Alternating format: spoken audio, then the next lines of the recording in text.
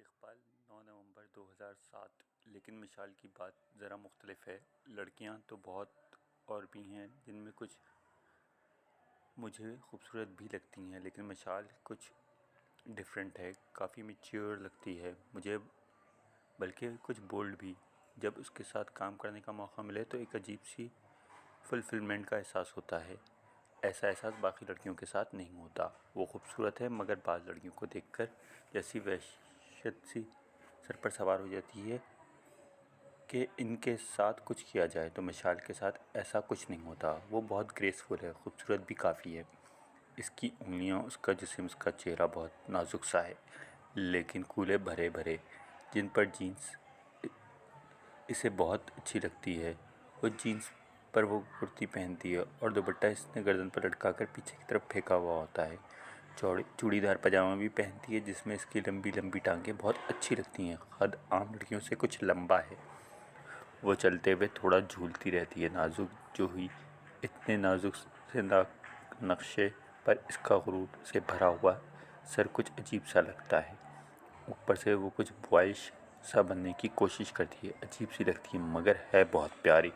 چہرہ چوڑا ہے، لیکن گالوں کی ہڈیاں کچھ ابھری ہوئی ہیں اور جی چاہتا ہے ان پر ہلکے ہلکے مکے لگا جائیں، اور میں نے لگائے بھی تھے۔ ایک دن کوئی کام دے دو تو بیوقوفوں کی طرح جھکی رہے گی۔ ٹیکنیکل والے ہنستے بھی ہیں اس پر، مگر اسے پتہ نہیں چلتا۔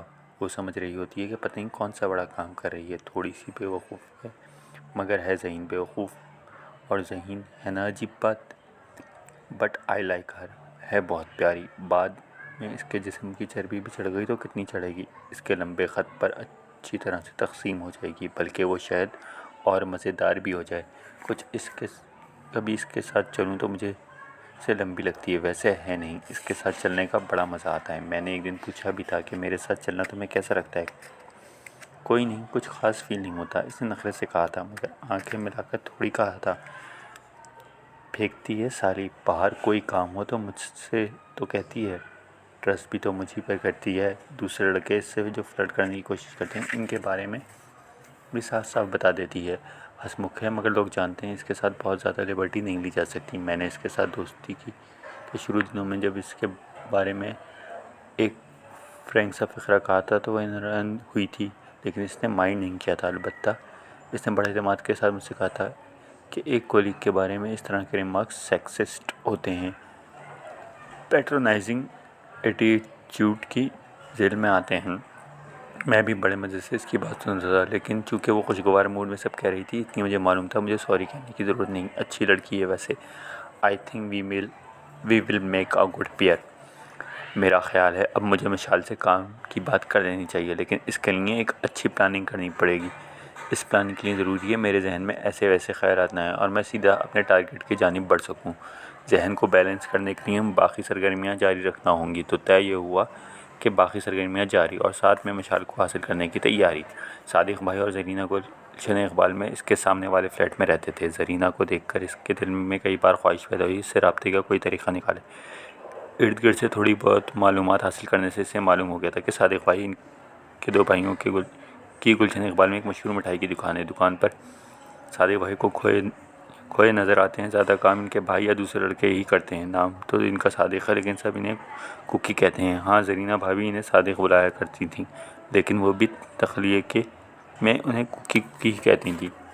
صادق بھائی عرف کوکی بھائی جہاں بیٹھے ہوئے ہوں، انہیں دیکھ کر لگتا ہے وہ کسی گہری سوچ میں گم ہیں، لیکن اکثر جب بات کرنے کے لیے منہ کھولتے تو کچھ چتیابے کی ہی بات کرتے۔ اگر وہ دوستوں کی ایسی محفل میں بیٹھ جاتے جہاں دوست گپ شپ کر رہے ہوتے تو وہ ان کے درمیان بہت دیر تک خاموش رہ سکتے تھے۔ پھر اچانک وہ کوئی ایسی بات کر دیتے جس کا موضوع بحث معاملے سے دور تک کا بھی تعلق نہ ہوتا، اور سب کھلکھلا کر ہنستے تھے۔ عام لوگوں کو پتہ نہیں چلتا ان کی گہری سوچ میں ڈوبی نظر آنے والی خاموشی کے پیچھے کیا تھا، لیکن آپ سے کیا چھپانا ہے، اس سوچتی ہوئی خاموشی کے پیچھے دو چیزیں تھیں: مزاروں اور اولیاء اللہ کی یادیں اور بھنگ۔ لیکن اس کے علاوہ ایک اور بھی چیز تھی جس کے بارے میں وہ دن کا اکثر حصہ سوچتے ہوئے گزارتے تھے۔ وہ چیز تھی صادق بھائی کے خواب۔ جاوید ایک مرتبہ دکان پر جا کر صادق بھائی سے تعارف کی ابتدائی کوشش کر چکا تھا۔ اس نے انہیں بتایا تھا کہ ان کے سامنے والے فلیٹ میں رہتا ہے، لیکن صادق بھائی نے اس سلسلے میں گرمجوشی نہیں دکھائی تھی۔ اسے اپنا منصوبہ خاک میں ملتا دکھائی دے رہا تھا، لیکن صادق بھائی کا پیچھا کرنے سے ان سے میل جول بڑھانے کا ایک اور راستہ دکھائی دے گیا۔ صادق بھائی اکثر صبح سویرے گھر سے نکل کے کسی مزار کا رخ کرتے، وہاں تا دیر بیٹھے رہتے۔ اس سلسلے میں کراچی کے کئی مزار ان کی توجہ کا مرکز تھے۔ ان میں عبداللہ شاہ غازی کا مزار کے علاوہ جاوید اقبال نے انہیں جامع قرات پر بابا عالم شاہ بخاری کے مزار، کارساز کے قریب پیر بخاری کے مزار پر جاتے ہوئے بھی دیکھا تھا۔ بعض ازاں زائرین نے بتایا تھا کہ صادق بھائی کو منگو پیر حضرت سخی سلطان منگو پیر کا مزار بہت پسند ہے۔ وہ اس کے علاوہ بلوچستان میں بھی جی شاہ نورانی اور لاہور لا مکان کے مزاروں پر بھی جاتے رہتے ہیں۔ ایک صبح صادق بھائی اپنی موٹر سائیکل پر گھر سے نکلے تو جاوید اقبال بھی اپنی کار میں ان کے پیچھے گیا۔ ایم اے جناح روڈ پر چلتے ہوئے جاوید کا خیال تھا کہ صادق بھائی آج پھر جامع قرات مارکیٹ کے سامنے بابا عالم شاہ بخاری کے مزار پر جا رہے ہیں، لیکن وہ تبت سینٹر سے ریگل کی طرف مڑ گئے۔ پھر پریڈی تھانے پر انہوں نے دائیں ٹرن لیا اور اپنی موٹر سائیکل سمیت بائیں جانب اندر کی گلیوں میں گم ہو گئے۔ صبح کا وقت تھا، اندر کی گلیوں میں ٹریفک بھی کم تھا، اتنی جاوید اقبال کو ان کی موٹر سائیکل جلدی ایک جگہ کھڑی نظر آ گئی۔ انہوں نے اس عمارت کے دروازے کی جانب دیکھا، وہاں لکھا تھا مائی کا تعزیہ۔ ظاہر ہے یہ لفظ تعزیہ کے غلط ہجے لکھے گئے تھے۔ اندر صادق بھائی سر پر رومال باندھے ہوئے بیٹھے تھے، ان کی پیٹھ دروازے کی جانب تھی۔ اتنا معلوم کر کے جاوید اقبال اس روز وہاں سے واپس چلا آیا۔ مائی کا تعزیہ یہ ایک عجیب جگہ تھی۔ یہاں سے 10 محرم ایک مائی کا تعزیہ نکالتی ہے، لیکن اس پر ہری پگڑی والوں نے اپنے ہرے جھنڈے لگا رکھے تھے۔ سب سے زیادہ عجیب بات تھی کہ یہ جگہ اصل میں ایک مندر تھی، اس کے بیچوں بیچ شیو جی کا لنگم بھی دھرا تھا۔ جاوید اقبال کو یہ سب معلوم کر کے اور بھی حیرت ہوئی۔ اس نے عجیب جگہ سے متعلق ایک ٹی وی رپورٹ بنانے کا فیصلہ کیا۔ مائی کا تعزیہ جو مائی نظر آتی تھی، جاوید نے اس سے بات کی تو مائی نے اس جگہ کے بارے میں مزید معلومات بھی دیں۔ کچھ روز بعد صادق بھائی کی موٹر سائیکل کا رخ مائی کا تعزیہ کی جانب ہوا تو ان کا پیچھا کرتے ہوئے جاوید اقبال نے بھی کچھ دیر اپنی گاڑی اس کے باہر پارک کی اور اتفاقاً اندر چلا آیا۔ ارے صادق بھائی، آپ یہاں کیا کر رہے ہیں؟ میں تو یہاں اکثر آتا ہوں، آپ یہاں کیسے؟ وہ اپنے ٹی وی چینل کے لیے ایک رپورٹ بنا رہا ہوں اس جگہ پر، بڑی عجیب جگہ ہے، وہ بھی شہر کے بیچوں بیچ۔ کوئی اور بتاتا تو میں یقین نہ ہی کرتا۔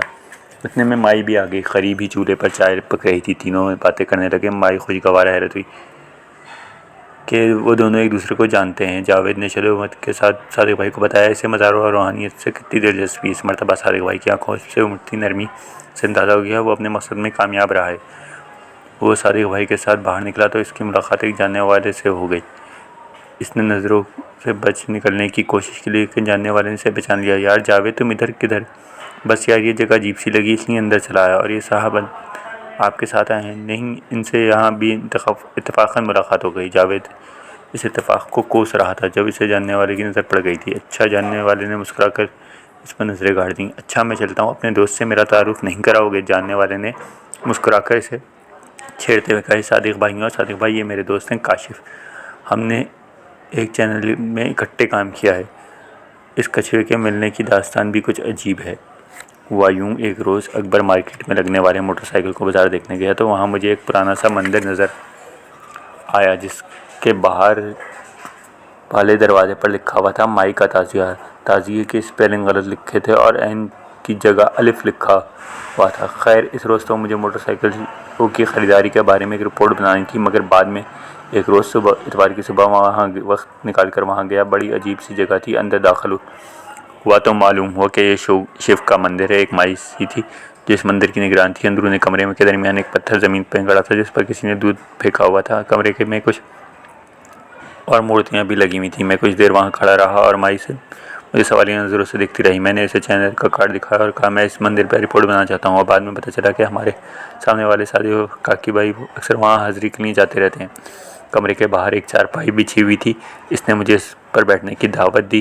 میں بیٹھ گیا، ساتھ ہی ایک چولہے پر اس نے چائے بننے کو رکھ دی۔ میں نے مائی سے پوچھا مندر کے باہر مائی کا تعزیہ کیوں لکھا تھا؟ تو اس نے بتایا کہ 10 محرم کو اس مندر سے محرم کا تعزیہ نکلتا ہے۔ مندر میں ہرے جھنڈے بھی لگے ہوئے تھے جو بریلوی حضرات لگاتے ہیں، یعنی مندر میں ہندو، سنی، شیعہ کی سب نشانیاں موجود تھیں۔ چولہے کے پاس فرش اکھڑا اور گیلا تھا۔ میں نے دیکھا وہاں ایک چھوٹا سا کچھوا رینگ رہا ہے۔ یہ بات مجھے حیرت انگیز لگی۔ مائی نے مجھے بتایا کہ یہ شیو کا بھگت ہے۔ اس نے یہ بات مجھے کچھ ایسے یقین سے بتائی، میں مسکرا دیا۔ مجھے وہ بہت پیارا لگا۔ میں نے اس کے قریب گیا تو وہ مجھ سے بالکل خائف نہ ہوا۔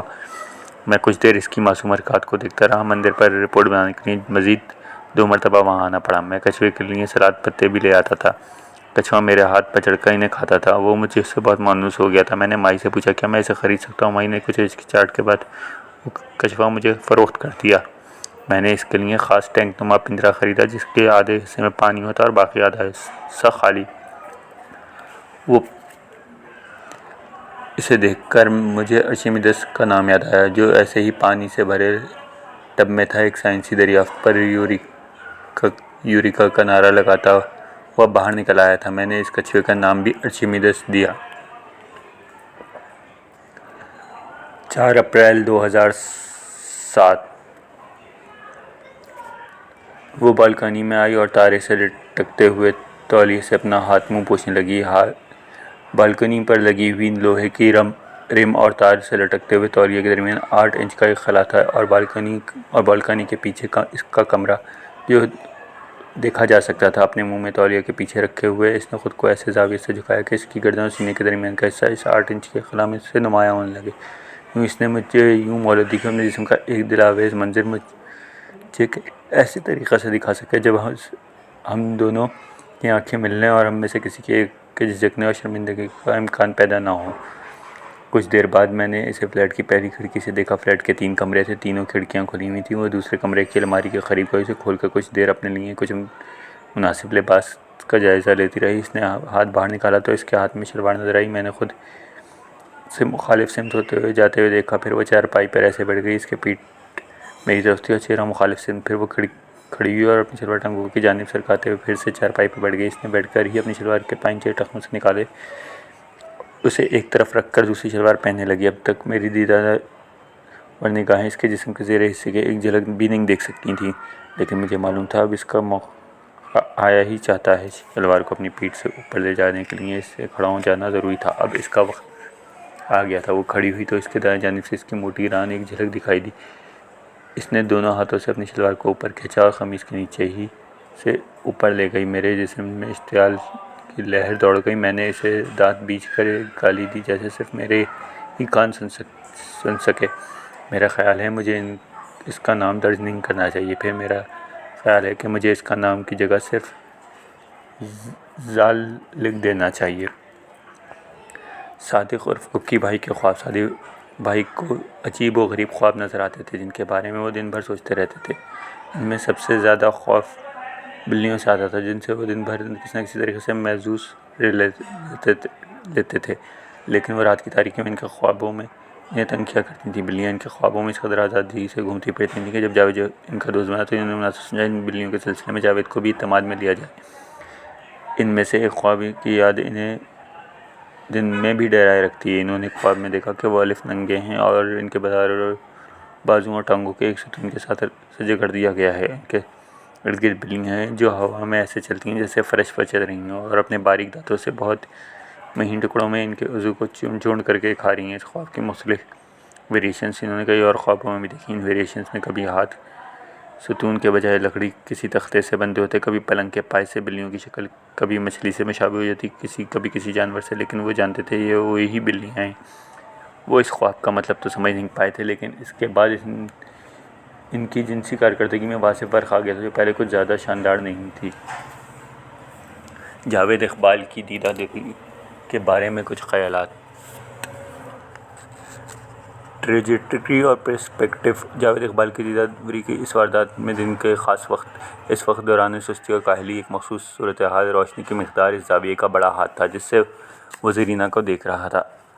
ان سبھی سے مل کر جاوید پر وہ جادو کیا جس کے نتیجے میں اس نے خود اپنے ہی آپ سے ایک عہد کیا کرتے ہوئے پایا جس کے بارے میں وہ جانتا تھا اور یہ تو اسے پورا کرنا ہی ہوگا۔ میں مناسب سمجھتا ہوں جاوید اقبال کی کہانی کو آگے بڑھانے سے پہلے دن کی سستگان وقت، روشنی کی مقدار اور ایک خاص زاویے کی تفصیلی وضاحت کر دی جائے۔ ان راویوں کی بڑی ہمت تھی جو ریالٹی یا حقیقت کو بس ایک زاویہ نگاہ سے ایک ہی شخصیت کے نقطہ نظر سے بیان کر کے مطمئن ہو جاتے تھے۔ میں تو ریالٹی کو بیان کو ایک پیچیدہ مخمصے کی صورت میں پاتا ہوں۔ ایک حقیقت کو اس میل وقوع میں موجود بہت سے کردار الگ الگ انداز سے دیکھ رہے ہوتے ہیں۔ حقیقت انہی کی ملٹی ڈائمینشنل بیانوں سے خلق ہوتی ہے۔ ہر کردار کی اپنی ایک الگ ٹریجیکٹری ہوتی ہے جہاں سے وہ حقیقت کو دیکھ رہا ہوتا ہے۔ پھر بیانیہ بھی کئی طرح کا ہو سکتا ہے۔ بیان مختلف تکنیکیں حقیقت کو بڑے مختلف اور متنوع انداز میں خلق کر سکتی ہیں، اور حقیقت کے بیان میں کسی ایک تکنیک پر خانے رہ جانے سے ہمیں حقیقت کی صرف کچھ ہی رخ اور پڑھتے دکھائی دے سکتے ہیں۔ کردار اور بیانی کے متعلق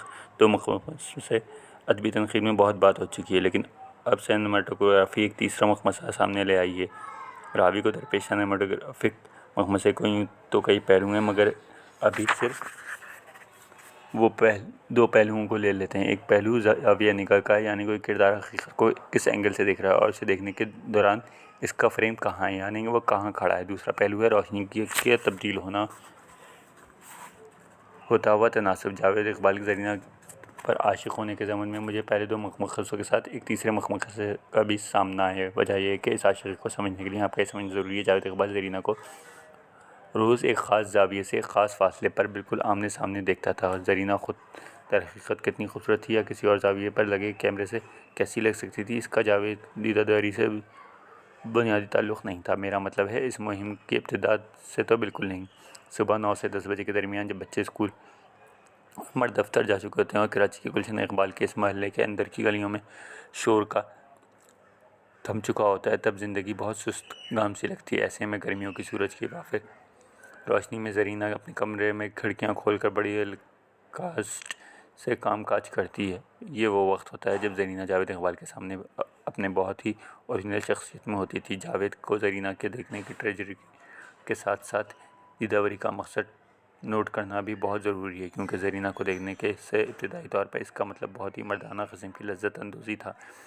جاوید جس زاویے اور نقطہ نظر سے زرینہ کو دیکھتا تھا، اور جس زاویے سے میں یعنی راوی زرینہ کو اپنا آپ کے سامنے پیش کر رہا ہوں، اس سے سینما کی زبان میں پوائنٹ آف ویو شاٹ کہتے ہیں۔ ایک لحاظ سے وہ اینگل جس سے ہمارا جاوید اقبال زرینہ کو دیکھ کر یہ حقیقت داری زرینہ کو دکھا رہا ہے کہ وہ مردانہ نظارہ بازی یا گیز کا اینگل ہے، اس سے صرف ایک مرد ناظر ہی حظ اٹھا سکتا ہے۔ یہ بحث بہرحال ہماری کہانی سے براہ راست متعلق نہیں، لیکن اس کا اعتراف دو وجوہات ضروری سمجھتا ہوں۔ ایک یہ کہ اپنی خاتون خالیوں معاون تخلیقی کاروں سے یہ بتاتے ہوئے معذرت کرتا چلوں کہ اس زاویہ نگاہ اور نقطہ نظر کا بیان پھر وضاحت جاوید اقبال کی داستان محبت یا دل کو سمجھانے کے لیے بہت ضروری تھی، اور دوسرے اس لیے تاکہ اپنے متنوع محدودیات کا ایک اور زاویے سے اعتراف بھی کرتا چلوں۔ اگر زرینہ کو دیکھنے کا زاویہ ٹریجیکٹری کا بھی تبدیل ہو گیا تو کیا زرینہ کے لیے جاوید کے جذبات بھی تبدیل ہو جائیں گے؟ اور بہت سی باتوں کے علاوہ جاننے کے لیے آپ کو جاوید کی کہانی کو آگے تک جاننی ہوگی۔